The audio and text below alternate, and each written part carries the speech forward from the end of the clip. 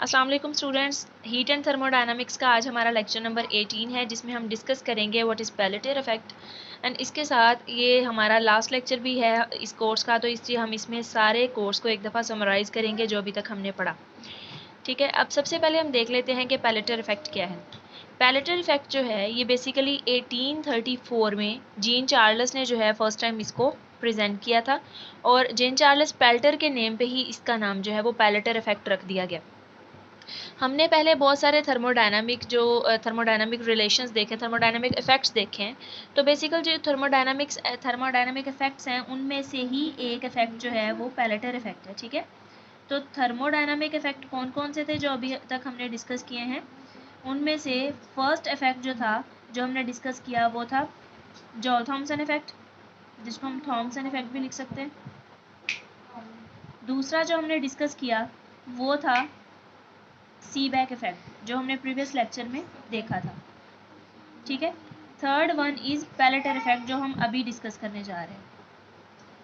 ये तीनों इफेक्ट्स जो हैं ये थोड़ा थोड़ा एक दूसरे के साथ जो है वो डिफरेंट हैं। ये जो सीबैक है और ख़ासतौर पे पेलेटियर जो है, इन दोनों का आपस में क्या रिलेशन है कि जो सीबैक इफेक्ट है बिल्कुल उसका रिवर्स प्रोसेस जो है वो पेलेटियर इफेक्ट कहलाता है। सीबैक इफेक्ट में हमने देखा था कि हमने टेम्परेचर डिफरेंस दिया और इसकी वजह से पोटेंशियल डिफरेंस जो है वो क्रिएट हो गया। ठीक है, पोटेंशियल डिफरेंस क्रिएट हुआ। लेकिन जो पेलेटियर इफेक्ट है इसमें क्या होगा, इसमें बेसिकली हम पोटेंशियल डिफरेंस जो है वो खुद से दे रहे होते हैं और उसकी वजह से ही टेम्परेचर डिफरेंस क्रिएट हो रहा होता है। बेसिकली 1932 के करीब जो है या 1930 में तकरीबन जो है वो सीबैक इफेक्ट जो है पेश किया गया था। लेकिन उस टाइम पे जो सीबैक थे उनको ये नहीं पता था सारा कि जो है ये इस इफेक्ट के पीछे क्या वजह है। तो पेलेटर ने उनका ही कंसेप्ट इस्तेमाल किया और 1834 में अपना ये जो इफेक्ट है प्रेजेंट किया, दैट इज़ पेलेटर इफेक्ट।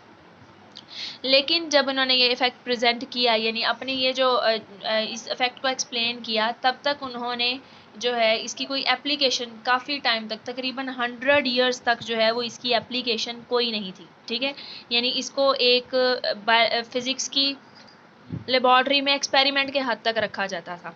लेकिन बाद में तकरीबन 100 ईयर्स के बाद इसके कुछ जो है जब इसको साइंटिस्ट ने डिटेल में स्टडी करना शुरू किया, थर्मोडायनामिक इफेक्ट्स को देखना शुरू किया, तो फिर उन्होंने कहा कि जो पेलेटियर इफेक्ट है ये बहुत यूज़फुल है। उसके बाद इन्होंने इसको डिफरेंट इसकी एप्लीकेशंस देखी और आज जो है इसकी बहुत सारी एप्लीकेशंस जो हैं हमारे इर्द गिर्द मौजूद हैं, जो हम लास्ट पे जो इसके यूजेस में डिस्कस भी करेंगे। सबसे पहले देख लेते हैं कि पेलेटियर इफेक्ट है क्या। तो हमारे पास लेट्स सपोज दो मेटल्स हैं लाइक कॉपर एंड यहाँ पे हम ले लेते हैं आयरन। ठीक है, कॉपर और आयरन हमने दो मेटल्स ली हैं और ये वो जंक्शन है जहाँ पे ये दोनों आपस में मिल रही हैं, दो पॉइंट्स जो हैं वो आपस में कनेक्ट हुए हैं इनके। ठीक है, इस जंक्शन को हम J1 जंक्शन कह देते हैं और इस जंक्शन को हम J2 जंक्शन कह देते हैं। ये है हमारी कॉपर और ये है आयरन। ये कॉपर मेटल ले ली हमने जिसके साथ हमने एक्सटर्नली बैटरी अटैच कर दी है, यानी हमने पोटेंशियल डिफरेंस अप्लाई किया है। तो हमने देखना है कि पोटेंशियल डिफरेंस तो हमने अप्लाई कर दिया, अब टेम्परेचर डिफरेंस जो है वो कैसे क्रिएट होगा, और यहाँ पे आयरन मौजूद है।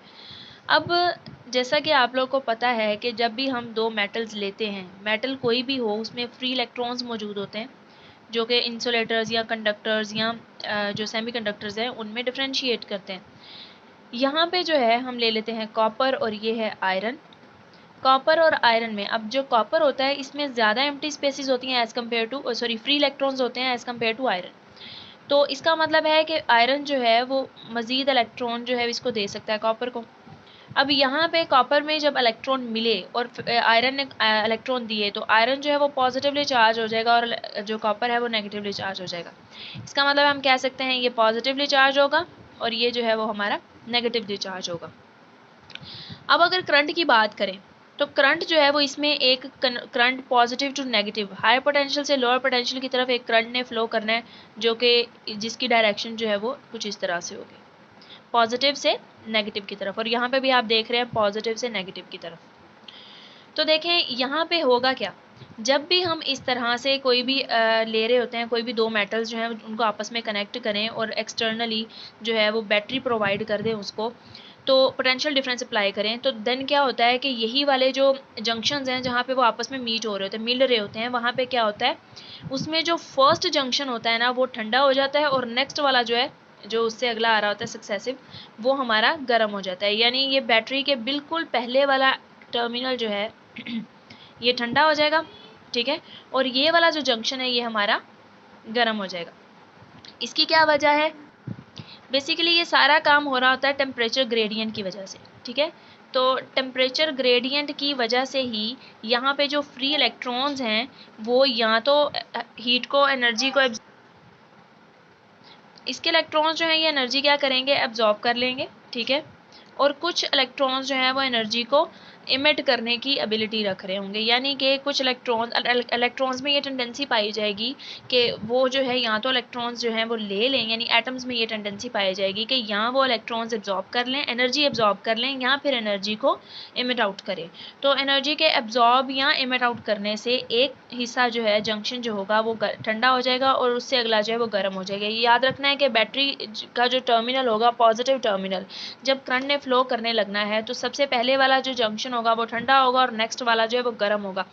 इसकी वजह जो है वो बेसिकली इलेक्ट्रॉन्स की मूवमेंट ही है कि जब वो एक मेटल से दूसरी मेटल में जाते हैं तो वो क्या करते हैं कि उनकी डायरेक्शन बेसिकली जो इलेक्ट्रॉन की डायरेक्शन होती है उसके ऑपोजिट जो है वो हमारी करंट की डायरेक्शन होती है। तो इसी तरह से हम इसी कंसेप्ट को लेके चलते हैं तो हम कहते हैं कि एक हिस्सा ठंडा हो जाता है दूसरा गर्म, और दूसरा जो है जो मेजर वजह है वो है टेम्परेचर ग्रेडियंट। कि टेम्परेचर ग्रेडियंट की वजह से ही बेसिकली जो पोटेंशियल डिफरेंस हम अप्लाई करते हैं वही बेसिकली हमें क्या करता है टेम्परेचर डिफरेंस क्रिएट करके देता है। नेक्स्ट अगर इसकी एप्लीकेशंस की बात करें तो ये डीप फ्रीजर्स में कूलर्स में जो है वो कूलिंग इफेक्ट प्रोड्यूस करने के लिए पैलेटर प्लेट्स इस्तेमाल की जाती हैं, यानी उसमें बेसिकली पैलेटर इफेक्ट ही हो रहा होता है। सेकेंडली जो है इसका यूज़ है कि ये कंप्यूटर कंपोनेंट्स को ठंडा रखने के लिए इस्तेमाल होता है, ठीक है। ये जो इसके बेसिकली थर्मोडायनामिक कूलर्स बने हुए होते हैं जो इसलिए इस्तेमाल किए जाते हैं कि जो कंप्यूटर चिप्स हैं या कंप्यूटर कंपोनेंट्स हैं उनको ठंडा रख सकें, ठीक है। तो ये था हमारा पैलेटर इफेक्ट। अब हमारा कोर्स जो है वो इसके साथ ही ख़त्म हो जाता है, लास्ट आर्टिकल था ये। अब हम डिस्कस कर लेते हैं समरी, पूरे जितना भी हमने कोर्स डिस्कस किया उसको एक दफ़ा समराइज़ कर लेते हैं।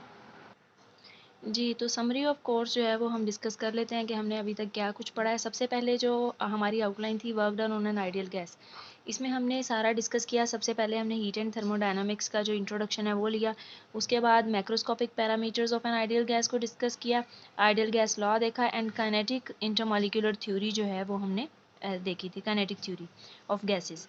उसके बाद हमने काइनेटिक इंटरप्रिटेशन ऑफ टेम्परेचर को डिस्कस किया जिसमें हमने pressure and temperature and kinetic energy का रिलेशन फाइंड आउट किया था। और उसके बाद हमने जो है वो टेम्परेचर के बाद काइनेटिक इंटरप्रिटेशन ऑफ प्रेशर भी फाइंड आउट किया जिसमें हमने ये डिस्कस किया कि प्रेशर जो है वो डायरेक्टली प्रोपोर्शन है काइनेटिक एनर्जी के।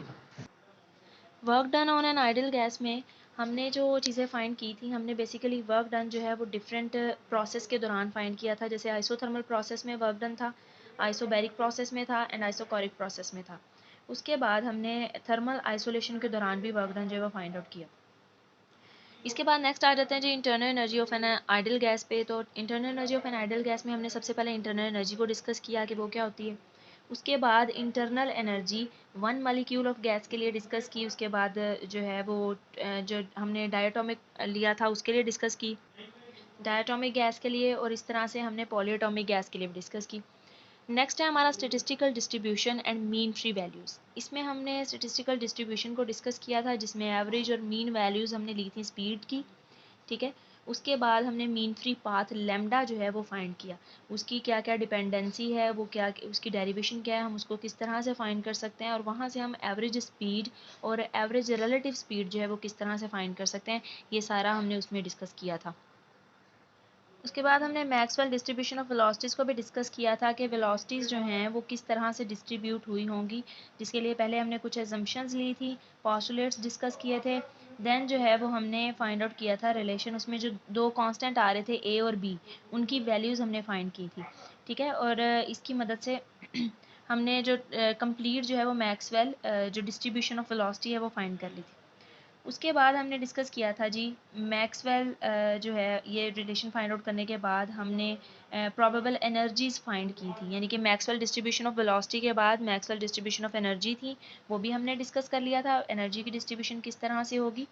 और देन जो है इसके बाद हमारा आ जाता है जी मीन फ्री पाथ भी उसमें उसी में कवर हो गया था। उसके बाद है जी Brownian motion. Brownian motion जो है ये एक बेतरतीब मोशन को कहा जाता है, ठीक है, जिसको रॉबर्ट ब्राउन ने 1827 में जो है वो पोलन ग्रेन के कंसेप्ट से जो है वो सारा जो एक्सप्लेन किया था। इस पे भी एक डिटेल्ड लेक्चर जो है वो हमने पूरा बनाया था, डिस्कस किया था। देन आ जाते हैं जी हीट वाले पोर्शन पे। हीट वाले पोर्शन में हमने हीट का इंट्रोडक्शन लिया, उसके बाद हमने मैकेनिकल इक्विवेलेंट ऑफ हीट को डिस्कस किया काइनेटिक एनर्जी की बेस पे। और उसके बाद हमने मतलब जो constant volume, constant temperature, constant pressure पे स्पेसिफिक हीट क्या होगी, हीट कैपेसिटी क्या होगी, वो भी डिस्कस किया। सीपी सीवी की वैल्यूज़ डिस्कस की हैं। हीट ऑफ ट्रांसफॉर्मेशन क्या है कि कोई भी एक मॉलिक्यूल जो है वो हमने कोई भी एक स्टेट ले ली हुई है, सिस्टम जो है एक ऐसा लिया है जो एक स्टेट में, लाइक सॉलिड स्टेट में, सॉलिड से वो जो है उसको हमने करवाना है लिक्विड में कन्वर्ट, तो हमें कितनी हीट देना पड़ेगी, वो होगी हीट ऑफ ट्रांसफॉर्मेशन, जिसको हमने जो है वो डिटेल में स्टडी किया था। उसमें हमने कन्वेक्शन प्रोसेस देखा था, उसके बाद कंडक्शन प्रोसेस देखा था, रेडिएशन प्रोसेस जो है उसको डिस्कस किया था। ये सारे ट्रांसफॉर्मेशन में आ गए थे। नेक्स्ट हमने देखा जी heat capacity of solids and of ideal gas. तो सबसे पहले हमने सॉलिड की और लिक्विड की हीट कैपेसिटी जो है स्पेसिफिक हीट जो है वो हमने फाइंड की थी। सीपी और सीवी की वैल्यूज़ ली थी, जो कि डायटोमिक, मोनोटोमिक एंड ट्राइटोमिक के लिए एक्सप्लेन की थी। बेसिकली वो लैम्डा जो है वो मोनोटोमिक के लिए 1.67 था, डायटोमिक के लिए 1.4 था, एंड इसी तरह ट्राइटोमिक के लिए 1.33 था। तो ये हमने लैम्डा की वैल्यू ली थी। वो लैम्डा कैसे आया था, बेसिकली सीपी और सीवी की रेशो से, ठीक है, ये भी हमने डिस्कस कर लिया था। उसके बाद है फर्स्ट लॉ ऑफ थर्मोडायनामिक्स, जिसमें हमने ये कहा था कि एनर्जी जो ना ही हम उसको क्रिएट करवा सकते हैं, ना हम उसको डिस्ट्रॉय करवा सकते हैं, बल्कि वो एक फॉर्म से दूसरे फॉर्म में कन्वर्ट होती रहती है। और जो आइसोलेटेड सिस्टम है उसकी टोटल एनर्जी हमेशा कंजर्व रहती है, यानी कि हम जितनी हीट सप्लाई करेंगे किसी भी सिस्टम को, तो वो दो काम जो है उसमें कर रही होगी। एक तो उसका इंटरनल एनर्जी को इंक्रीज़ करेगी, और दूसरा जो है वो सिस्टम के ऊपर वर्क डन कर रही होगी, ठीक है। तो इस पे हमने इसकी एप्लीकेशंस को भी डिस्कस किया था, जिसमें एडियाबैटिक प्रोसेस को हमने देखा, एडियाबैटिक एक्सपेंशन प्रोसेस। उसके बाद हमारा आइसोथर्मल प्रोसेस था, जिसमें एक्सपेंशन और कंप्रेशन के प्रोसेस को हमने डिस्कस किया था। देन आइसोकोरिक प्रोसेस में भी और आइसोबैरिक प्रोसेस में भी एक्सपेंशन एंड जो हो रही होती है, बेसिकली एक्सपेंशन, कंप्रेशन वगैरह, ये सारा हमने डिस्कस किया था। देन आ जाते हैं जी रिवर्सेबल एंड इरिवर्सेबल प्रोसेस पे। ट्रांसफ़र ऑफ हीट क्या है, ये भी हमने उसमें डिस्कस कर लिया कि जो ठंडा जिस्म है उसे गर्म जिस्म की तरफ किस तरह से, यानी जो हमारे पास ठंडा ऑब्जेक्ट होगा, गर्म होगा, उसमें हीट जो है वो किस तरह से ट्रांसफ़र होनी है। देन है reversible and irreversible process. Reversible process ऐसा होता है प्रोसेस जिसमें कि कोई भी एक इनिशियल स्टेट को दोबारा से जो है वो हम री अचीव कर सकते हैं, री अटेन कर सकते हैं। लेकिन जो इरिवर्सेबल प्रोसेस है उसमें जो फर्स्ट कंडीशन थी उसको दोबारा से री अटेन नहीं किया जा सकता। इसमें हमने इसके लिए क्लॉज स्टेटमेंट देखी थी, और इसके साथ जो है वो हमने केल्विन स्टेटमेंट देखी थी, और दोनों के इक्विवेलेंस भी चेक किया था। इसी की एप्लीकेशन में हीट इंजन को भी हमने डिस्कस किया। और हीट इंजन जो है वो बेसिकली ऐसा जो मतलब उस पर कम्प्लीटली वर्क, जो फर्स्ट लॉ ऑफ थर्मोडायनामिक्स है उसको हमने लगाया था, और ये एक रिवर्सेबल प्रोसेस है। तो ये भी सारा हमने डिस्कस किया, इसकी एफिशिएंसी, थर्मल एफिशिएंसी, ये सब देखी थी। और उसके बाद हमने कार्नोट इंजन का थोड़ा सा कंसेप्ट लिया था। देन हमारे पास आ जाता है थर्मोडायनामिक टेम्परेचर स्केल। उसमें हमने लिमिटेशन देखी थी थर्मोमीटर की, कि थर्मोमीटर जो है वो किस हद तक हम उसको यूज़ कर सकते हैं, और क्यों हमारे पास थर्मोडायनामिक स्केल की हमें ज़रूरत पड़ी।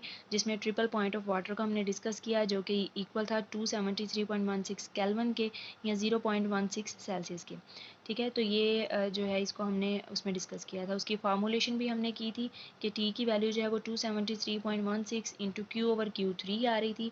Q3 जो है वो थर्ड स्टेट की जो है उसकी हीट थी।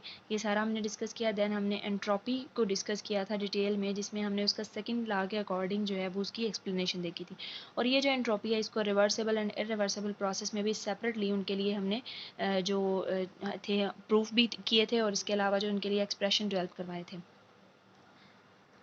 उसके बाद हमने ज़ीरोथ लॉ ऑफ थर्मोडायनामिक्स को डिस्कस किया, जिसमें हमने ये कहा कि अगर ए और बी दो ऑब्जेक्ट हैं और दोनों आपस में जो हैं वो थर्मली एक दूसरे के साथ कनेक्टेड हैं, ठीक है, और एक दूसरे के साथ थर्मली इक्विलिब्रियम में है, और एक कोई थर्ड ऑब्जेक्ट है जो इन दोनों के साथ थर्मल इक्विलिब्रियम में है, तो उसके लिए हमने एक्सप्रेशन डेवलप किया था। यानी बेसिकली हमने कहा था कि एक ऑब्जेक्ट है ए और एक है बी, दोनों ऑब्जेक्ट जो हैं वो क्या हैं, सी के साथ यानी किसी तीसरे ऑब्जेक्ट के साथ थर्मल इक्विलिब्रियम में है, तो हम कहेंगे कि ए और बी आपस में भी थर्मल इक्विलिब्रियम है। ये बिल्कुल वैसे ही जैसे मैथ्स में इक्वेशन देखते हैं, A is equal to C and B is equal to C, then we can say that A is equal to B, तो ये वही सारा इसमें आ जाता है। उसके बाद हमने मैक्सवेल थर्मोडायनामिक रिलेशंस फाइंड किए थे, वो 4 रिलेशंस हमारे पास आए थे, जो है हमने डिस्कस किए थे जो पार्शियल ऑब्जेक्ट्स में थे, मतलब मैक्सवेल रिलेशन उनको कहा था। और उसके बाद उन्हीं मैक्सवेल रिलेशन को लेते हुए आगे हमने जो है वो TDS इक्वेशंस फाइंड की थी। बेसिकली TDS इक्वेशंस क्या थी, वो इस तरह से थी कि यहाँ पे हमारे पास आ रहा था TDS, और आगे जो है वो इसके डिफरेंट जो है वो 4 मैक्सवेल रिलेशन के लिए 4 डिफरेंट इक्वेशंस जो हैं ये हमारे पास बनी थी। First TDS equation, second TDS equation, basically 2 TDS equation जो है वो हमने देखी थी, 2 TDS इक्वेशन बनी थी। देन हमने क्लॉजेस क्लेप्रोन इक्वेशन देखी, जिसके लिए अगेन जो है वो हमने TDS इक्वेशंस को यूज़ करते हुए क्लॉजेस क्लेप्रोन जो इक्वेशंस हैं वो फाइंड आउट की थी। देन इसकी एप्लीकेशंस देखी कि ये जो है वो लेटेंट हीट ऑफ वेपराइजेशन की कैलकुलेशन में इस्तेमाल होता है, melting and boiling point find out करने के लिए इस्तेमाल होता है, और वेपर प्रेशर को मेजर करने के लिए इस्तेमाल होता है। उसके बाद लो टेम्परेचर फिज़िक्स में हमने डिस्कस किया कि जो लो टेम्परेचर फिज़िक्स है इसमें हमने जो जॉल थॉमसन इफेक्ट है उसको डिस्कस किया था कि जॉल थॉमसन इफेक्ट क्या है, यानी जो हमने देखा कि एक्सपेंशन काज कूलिंग, इसी को हम लेके चले थे। और लो टेम्परेचर फिज़िक्स है, इसमें हमने बेसिकली कुछ थर्मोडायनामिक रिलेशंस को डिस्कस करना होता है। वो थर्मोडायनामिक रिलेशंस क्या हैं, थर्मोडायनामिक इफेक्ट्स क्या हैं, उनमें जो है वो हमने 3 थर्मोडायनामिक इफेक्ट्स देखे थे। एक थॉमसन इफेक्ट था, सीबैक इफेक्ट था, पेलेटर इफेक्ट था। और थॉमसन इफेक्ट को हमने डिस्कस कर लिया इस लो टेम्परेचर फिजिक्स के इंट्रोडक्शन के साथ डिस्कस किया था। और देन उसमें ये था कि एक्सपेंशन काज कूलिंग, यानी जब भी हम एक्सपैंड करेंगे, किसी भी कंप्रेस हुई गैस को अचानक से एक्सपैंड करें, सडन एक्सपेंशन करेंगे, तो वो कूलिंग काज करेगी। उसके बाद थर्मो इलेक्ट्रिसिटी को हमने देखा कि जब भी हम दो डिफरेंट मेटल्स को आपस में कनेक्ट करते हैं डिफरेंट टेम्परेचर पे, तो उस टाइम पे एक थर्मोकपल जनरेट हो जाता है, जिसमें जो है वो इलेक्ट्रिसिटी का बेसिकली फ्लो होना शुरू हो जाता है, पोटेंशियल डिफरेंस क्रिएट हो जाता है, दैट इज सीबैक इफेक्ट। और इसी की वजह से जो प्रोड्यूस इलेक्ट्रिसिटी होती है उसको हम थर्मो इलेक्ट्रिसिटी का नाम दिया था हमने। और अभी हमने जो इस लेक्चर में डिस्कस किया वो था हमारा पेलेटर इफेक्ट, जो कि सीबैक इफेक्ट का ही रिवर्स प्रोसेस था। तो ये था हमारा कोर्स। उम्मीद करती हूँ आपको सारा कोर्स अच्छे से क्लियर हो गया होगा। फिर भी अगर आपको कोई भी क्वेश्चन हो तो आप पूछ सकते हैं।